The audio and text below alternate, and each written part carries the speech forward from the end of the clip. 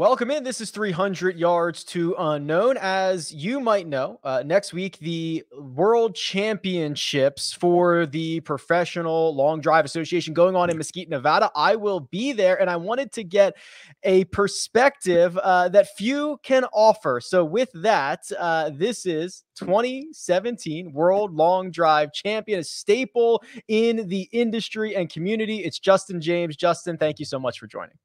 You're very welcome. Looking forward to chatting about long drive.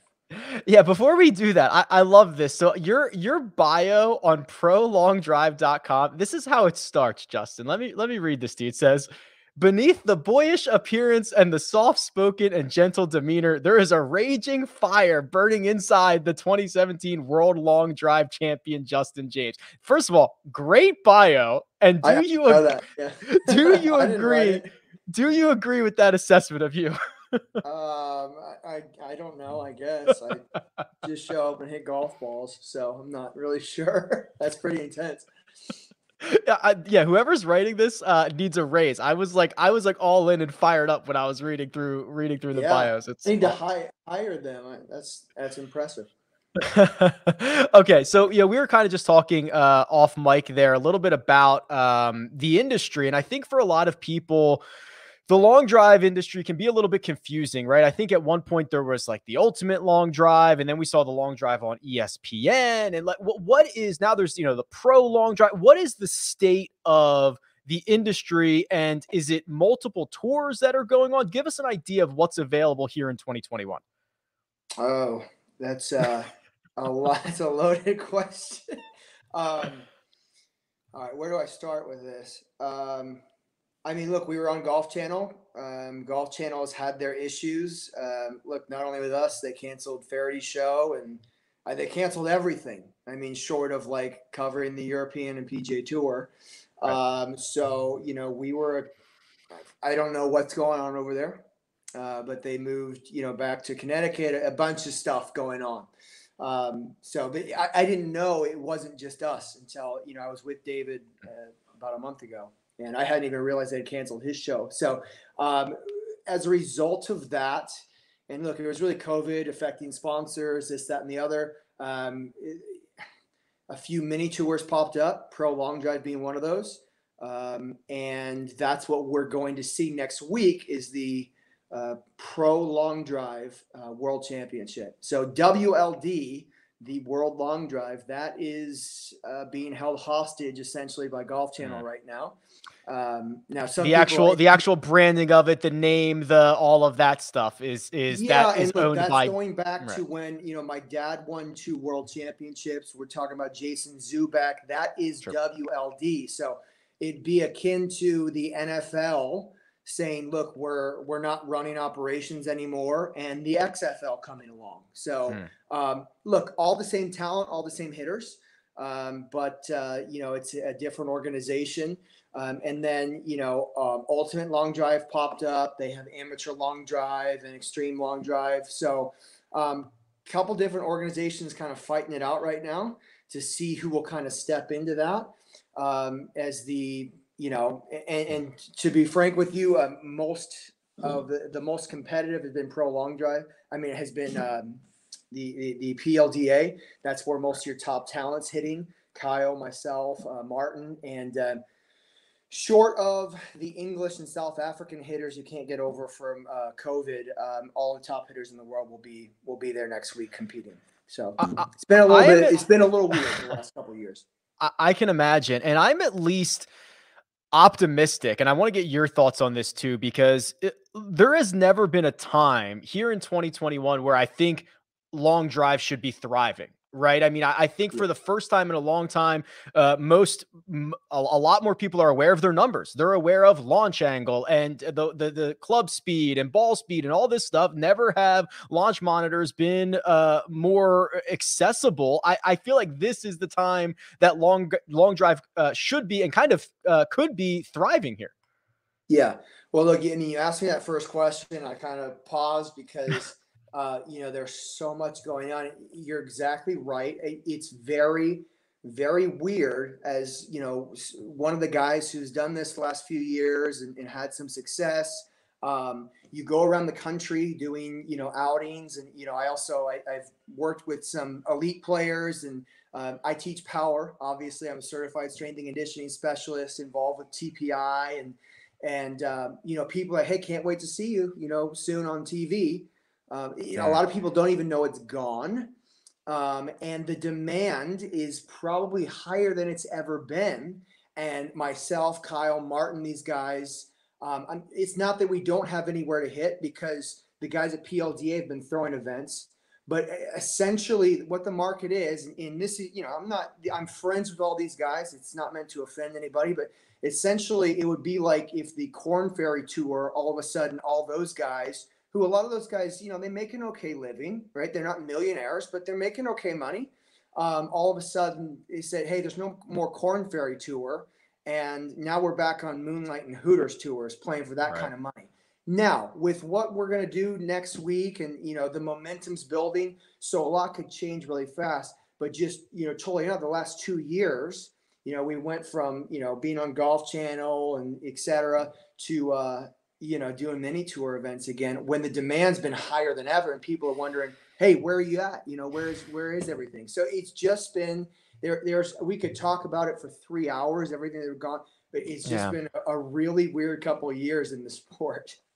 Yeah, and that's what you meant. The demand versus what is available is what is not jiving for me. I was planning on getting to this later, but while we're here, no surprise that there are going to be more eyeballs on the event next week in Mesquite, because Bryson DeChambeau is going to be there. Now, when you see kind of that crossover of one of the PGA Tour's top players coming to the long drive world, is that welcome because of the eyeballs? Is this like, hey, this guy doesn't know what he's getting himself into, he's going to get smoked out here? What is the reaction from the community for Bryson making his appearance next week?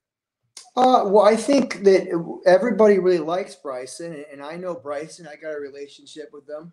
I love Bryson because there's been one guy, and this is maybe different. It's a separate discussion on how to get longer. Where there's been one guy who has really inquired from the longest hitters in the world what to do to hit it longer, and there's been one guy that's actually listened and done what we recommended, and it's Bryson. And then he went and won a U.S. Open, and he's hitting it longer than everybody. So the long drive community, we like Bryson because he respects what we do. Look, there's just kind of a disconnect. I mean, we're over here hitting 400 yards, and people say, hey, I want to hit it longer. We'll tell them that, no, come on, you guys don't know what you're doing. There's been, so again, there's been one guy that's listened. As far as how he is going to do, I expect him to do well. I mean, if you look at his numbers, they're very competitive. I think the really interesting thing is going to be, okay, what is he going to come to the box with? Some guys step up and they get a lot faster. Some guys are kind of the same as they are in practice. I wouldn't be surprised if he has 2 OB sets. I wouldn't be surprised if he, hits 4 balls in the grid every time. Like, we just don't know. It affects everybody a little bit differently. Look, obviously this isn't golf. So, it's a different, like I'm not the level of golfer that he is. Obviously, there's only a couple people who are, but my golf swing and game are very different than long drive. So, it's just, look, I think it's the golf world's most interesting question right now is, what's that actually going to look like? But as far as his practice, it's been very, very good. I mean, he just hit 215 ball speed with excellent launch and spin. That's going to play nearly anywhere, bud. So, I think it's very interesting for me. It's been good because it's elevating everything, but everything's been so weird. It's kind of been hard in the preparation and, hey, what's this going to look like? I'm used to showing up to a world championship, and it's, been in WinStar in Oklahoma, run by Golf Channel. So this is totally unknown. So it's made kind of preparation and just mentally, like, what we're walking into a little bit different. I have no idea what to expect with this whole week. So it's keeping everybody on their toes, I think. Yeah, let's talk about preparation because we see the speed training sessions that some of these guys go through, and which to me, and maybe you can help describe this to me, looks like hell. It looks like guys are just absolutely going out there and wrecking themselves multiple times a day to try to find more speed. What is your kind of? I imagine we could talk about this for 5 hours as well, but leading up to an event, what is your preparation and training look like? We're a handful of days out from the World Championship starting. Yeah, I've been doing it a bit. I certainly don't do it perfectly. I rely a little bit more on feel. So like, I hit today. There was a certain point where I'm like, hey, I pushed it a little bit more than I normally would. I'm like, hey, I'm good for the day. Some guys are a little more prescriptive with their ramping up and ramping down. But look, and when I say it's not that too complicated, I take a lot of what I know for granted. Look, if you want to get faster, you go out and you run and you sprint, and it's not unlike trying to get faster sprinting. So yeah, I had this discussion yesterday. We did a clinic for some guys, and there's a disconnect in the golf world. And again, even among PGA Tour players, they say, hey, I want to hit it farther. And so we say, okay, we're going to go literally practice hitting it farther. If you want to improve your short game, you're going to go hit bunker shots. You're going to putt. Sure. Hey, I really want to hit it farther.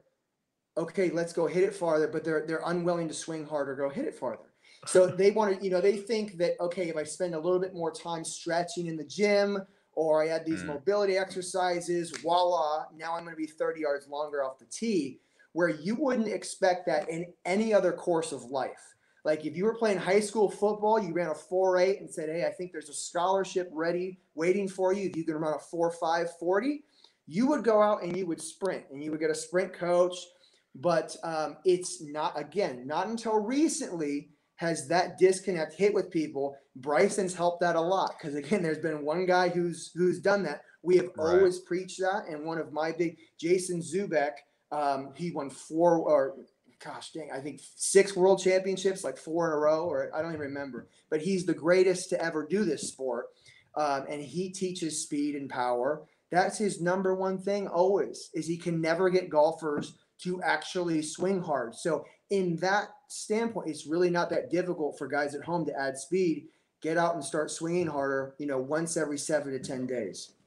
Do you think that's just a mindset? Like to me, the long drive and the things, and this goes with a lot of different, Usain Bolt, right? Sprinting, right? I feel like that's the extreme end of the spectrum when you are the top 0.0001% of whatever you're trying to do. Is that a mindset? Is that you and me and your peers are more willing to get uncomfortable, to get into the extremes, to try to swing harder than you've ever swung before? And just there's a percentage of the population who are not willing to try that.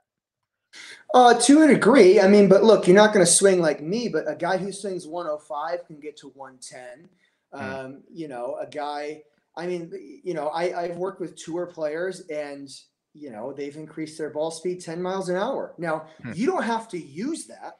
And for the person at home too, like, Charlie Hoffman will work with, Greg out at TPI, Greg Rose, and he'll swing a little bit like a long driver. Now, he's not going to go play with that. Okay. Sure. But if he can go, if his sitting ball speed is 165, okay, and he can go to a session and pump 180, all right, and then a happy medium's 173, well, gosh darn, that's pretty dang good. Right. So it's pushing yourself past that comfort zone. So then your kind of happy medium is now progressed. So, and anybody's capable of doing that. Now, if you're a psychopath, you start doing long drive like us. Okay. Yeah. But, it's a heck of a lot of fun too, to just rip golf balls for hours on end. I can imagine. And if, listen, I obviously don't hit it very far, but if I could just cut it loose, that'd be all good. I want to talk a little bit, because I think for a lot of people, maybe it's been years since they've seen the long drive. We're kind of getting glimpses into, the long drive world here recently. Let's talk equipment real quick. I imagine Justin, I can't walk into Golf Galaxy and find a driver that would be suitable for long drive, whether that is in terms of material, loft. I mean, what is different from what most golfers know about the driver that you guys are using in the long drive? Yeah. Okay. So the face will be reinforced, so it's going to be thicker. Okay. So like if you hit my driver, your smash factor would not be great because Okay. I'm assuming unless you've got like Jamie Sadlowski ball speed somewhere, I do not. that that you're not going to really be able to move that face. So that's number one. The face is thicker. Now, let me stop you there. Is that because you're gonna shred a normal face? Because you would think that, I don't know Yes. if it's bounce or whatever. Okay, you'd want it to not be a reinforced face, but you would just be shredding every single driver face you hit, right? Yeah, so there's a bulge and roll. Like faces aren't flat. Okay, there's a Right. little bit of bulge and roll to them. For the normal driver, we'll just start to eliminate that bulge and roll, so the face will be completely flat, or in some cases even concave. So then impossible to hit it straight, right?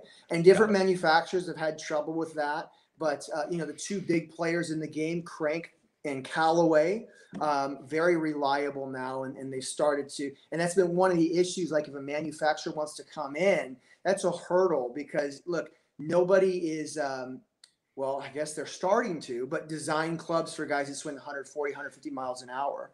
Right. But and a lower loft adjust. So we're going to hit a 5 to 3 degree loft.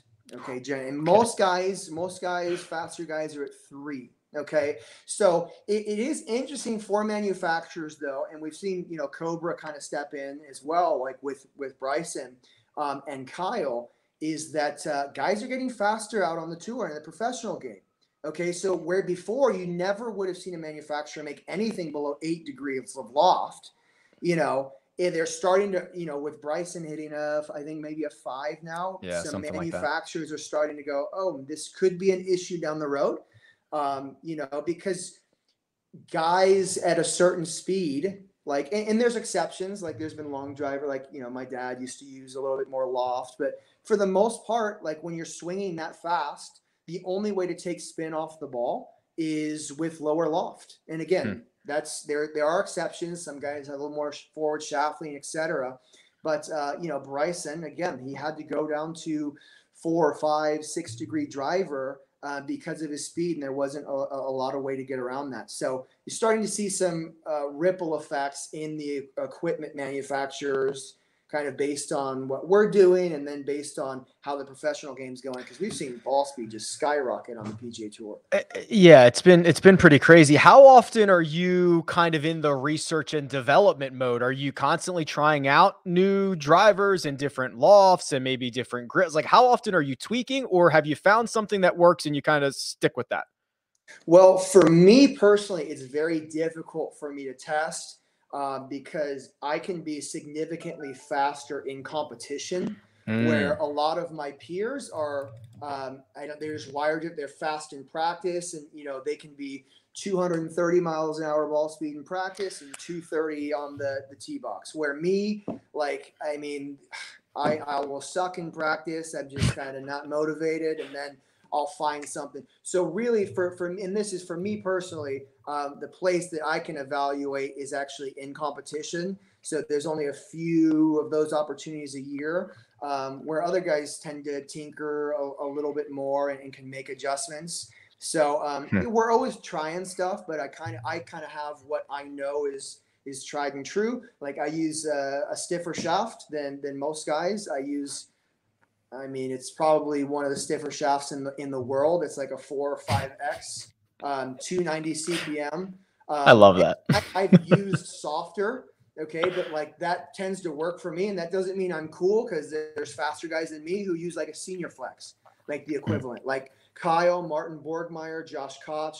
These guys rely on sequencing a little bit more. They can time that thing up, and they just hit absolute like nuclear bombs with it. Really high launch, really low spin, where I've been a little bit lower launch consistently with a little perhaps tighter flight. And I just like to see the ball a little bit lower, and my swing, I pull a little harder from the top. So there's just differences there where, and same thing for guys at home. You need to get it in test, like at your sporting goods store. Right. Some of you will benefit from a little bit of a tighter shaft, and some of you may be surprised. You may go to like a senior or regular flex, despite the fact you're a big, strong guy, and you just nail it. So it's all individualized on how you load the shaft with your swing. Do you ever stop and think and reflect that you are one of the best in the world at something? Because for me, there's probably nothing I'm one of the best in the world at, right? Spreading cream cheese on a bagel, I might be really good at. Maybe I'm top 100 in the world. I don't know. But like, do you ever stop and think there might be like one guy or two guys, or like I might be the guy? Do you ever think about that? Yeah, occasionally, but going back to where we were in the beginning, the last few years have been hard I think for all of us. Again, we were, I don't want to speak for anybody other than me, but, guys are doing this for a living. There was serious momentum with the sport. Again, you look at a lot of the changes in professional golf. Where did a lot of that come from? Yeah, I could make an argument it can't a lot because the guys, professionals, really like what we do. A lot of them, they tune in, they pay attention. So just one metric. You tune into a PGA Tour broadcast 4 years ago, you see swing speed, swing speed, swing speed. Okay, and a lot of us, we preached, hey, look, swing speed, that's great. There's one, and me in particular, ball speed for me is everything. Tune into a tour event today. What are you going to see? Swing speed or ball speed? It's ball speed. That's just one little thing. I could point to like 10, but we are sort of influencing the game. So, again, with COVID and everything that happened, it's been a very strange couple of years in the long drive world. But despite all that, we've seen so much talent come out. Okay. And it's a global sport like England, South Africa, Japan, Thailand, Korea. And some of these guys coming out and competing have unbelievable speed. I mean, we've got guys from Korea putting up 220 ball speed and guys from England, South Africa, all over the world. And the last 2 years, unfortunately, there just haven't been that much coverage. But again, hopefully that's going to change here recently or soon.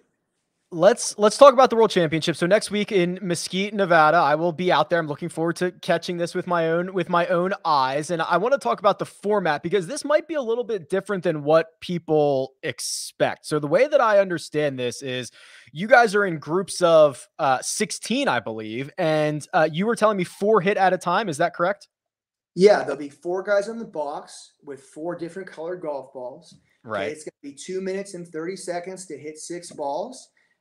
They'll measure it up, and then first place will win like 200 points. And I could be wrong. I'm very bad with details. So if I'm wrong, this is embarrassing, but whatever. Okay. Second place is like 100 points. And then third is 50. And the fourth is 20, something like that. Something like that. And we hit 5 rounds. So everybody faces everybody. And then, the points leaders advance. Like sometimes 8 guys advance, sometimes 12, sometimes 6. I think it's 12 here. Yeah. For next week. Yeah. And I believe as the days go on, maybe the next round, it'll be 16 for 8. So, there's more in this event, obviously, than traditionally. So, and then when we whittle down to like the final 8 guys, it'll be basically a scenario. I believe how they're doing it: 4 for 2. 4 for 2, 4 for 2, and then 2 for 1, if that makes sense, or if that totally flew over your head. But, so 4 guys in the box, 2 advance, and we'll just whittle down to the champion. Now, there's different formats in long drive. What you guys saw while the product was on Golf Channel was match play. So 8 guys kind of advance. Right. In the older days, like when my dad competed, there'd be a shootout. So 6 guys would be in the finals. Guy 1 would hit. Guy 2 would hit, guy 3. And there's benefits to each format. There's a lot of drama with match play. There's a lot of drama with, a shootout. So the way we're doing it, especially in Mesquite, the wind is very, very volatile though. You'll see it's a giant canyon and it can be blowing 20 miles an hour downwind and then flip around like within, just a second. So the way we're doing it is probably the most fair to that venue in that 4 for 2. So everybody's tending to hit in the same exact conditions, if that makes sense. It does make sense, and there's a couple of things I want to ask you about. But one, we've gone this long, we haven't talked about, you got to hit it in the grid, right? I mean, the distance is always great, but if you can't find the grid, Justin, it doesn't really matter how far you hit it, does it? Yeah, and that yes, that is look, that's something you're always getting asked about. Is there a strategy where you just try to put the first ball in? And, the sport has changed dramatically over the years, in my opinion. I followed my dad who did this, and, I saw Jason Zubek win championships and my dad. And when launch monitors came in, when people started having access to TrackMan, it's not unlike baseball. Greg Maddux, probably there's an argument he wouldn't be playing in today's game, despite the fact he's one of the greatest of all time. Right. Just technology has changed a lot because now guys know what 230, 220 is, 230. I mean, so it's less, I don't want to say it's less about launch and spin and ball flight and stuff, but, just it's a complete power contest now, where, sometimes events used to be on holes and fly it over the bunker, hit the hot spot, hit a real golf shot. Now, we're in a big grid and it's just like, hey, freaking mash, man, So this grid should be 50 to at most, I think it would be 60 yards, maybe as narrow as 40, as wide as 60, I would think. Interesting. Now, what people don't understand, Golf Channel tried to communicate this. At 400 to some of the venues we go to, you can hit it close to 500 yards, like Colorado. 50 yards is not very big, man. So right. Especially at 220 miles an hour. Half a degree is like you have to hit, nearly a perfect shot for it to hold the grid. Because if you hit a cut in the grid, and I did this last competition, it can hit in, and it's moving with such speed, it's just gonna roll. So you have to hit your line perfectly. And that's why you're seeing OB balls. And, frankly, one of the issues I had too, and if I was commissioner, I'd change OB, because a lot of the shots we're hitting are outside of the grid 1, 2, 5 yards. And OB flashes up on the screen. That's a little tiny thing, but now there are some giant snap hooks, because the name of the game is speed. You don't get rewarded for hitting 5 out of 6 in the grid, other than a pat on the rear end by your family members saying you looked great.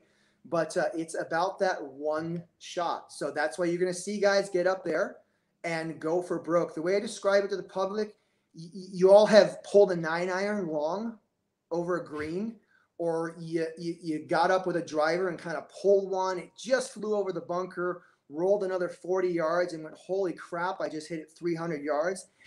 And you did it completely accidentally. That's the shot that we need to hit every single time. So that's what we're trying to do. We're trying to link that up and hit that kind of best shot of your life once around. It's really fascinating. And the other thing that I think most people are not going to realize, and I did not even realize until I saw the scheduling, this is over 4 days. So this starts Tuesday, you advance, I believe, to Wednesday, Thursday, Friday. So you really have to have your best stuff over the course of multiple days. This is not flash in the pan, one lightning strike, one ball is going to win you the world championships. You've got to be on for multiple days. No, yeah. And I mean, I'll go home from an event. People, how far did you hit it? It's like, well, I hit it 374, I hit it 330, I hit it 400, so it's right. It's and especially the world championships, it's more of a, not quite a marathon, but it takes a while. And that's one of the mentally, you go hit your 5 rounds and then, go sit at the hotel and wait till tomorrow. So it can be like, oh my gosh, can we get this over with? But there's a good amount of consistency that's needed too. You're hitting 6 balls over 5 rounds. You've got to go back to the range. You've got to kind of stay hot. You've got to get yourself to a point where you can perform. It's get up, get down, go back to the hotel, get up, get down. You might get moved to a different round. So you've got to be able to put up when it's needed. And, for someone new coming like Bryson's got the speed. But the interesting thing is, especially like after the Ryder Cup, because that's, I would assume, fairly taxing. What is he going to have in the tank? And then how is he going to handle, like, getting hot and then cooling down and all of those sort of adjustments. I've been doing it for a while, so some of it's like, I just show up, I kind of know what to expect. But the first time you show up to a long jump event, you're like, what's going on? You get so excited, you like top the first tee shot, you're kind of shaking. And so, yeah, it's very, very different than a golf tournament, man.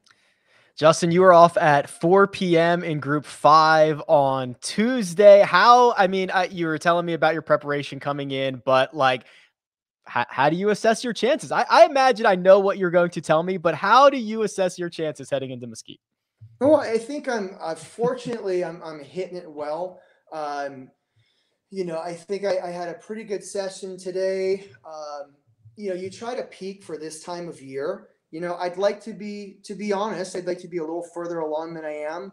But, I've always been a guy who I don't know what I've got until we start seeing him fly. So, fortunately at the world's most year, I've had my good stuff. So we'll have to see. But, I feel good about, as they would say in the long jump, hitting a real good ball right now. So, lots unknown too. The grid, like, how short is the grass going to be? Are they cutting it consistently? How's the weather been? I mean, it's been dry, but it's going to be running hot. When we were out there in May, it was nearly all fly. So you've got to get there and assess, the conditions and kind of see what's going on. I'd like a hot grid. And when I say hot, a lot of run out that's going to reward a really well-struck ball. But, I think some of the favorites going in, I mean, you look at Martin Borgmeier, he's putting up incredible speed coming over from Germany. Just an absolute Adonis, a real impressive guy. And, Kyle has been hitting it well all year. Just put up, I think, 231 ball speed. Will Hogue is one of the favorites. I could list off 15 guys, but, Will is going to be ready to go. And if I leave anybody out, please don't take it out of me on the grid. But and there's some new guys: Scotty Pierman, Reed Russell, Brandon Flynn. So, but I think your favorites are Martin and Kyle. Hopefully, I'm in that. But we'll see. I could show up and suck. So I don't even know what I'm going to show up with. So, but I'm usually a gamer. So I'm excited to hit, man. I'm excited to see it. Justin James, I will see you in Mesquite, sir. Thank you very much for the time and good luck. Yeah, look forward to it. Thanks.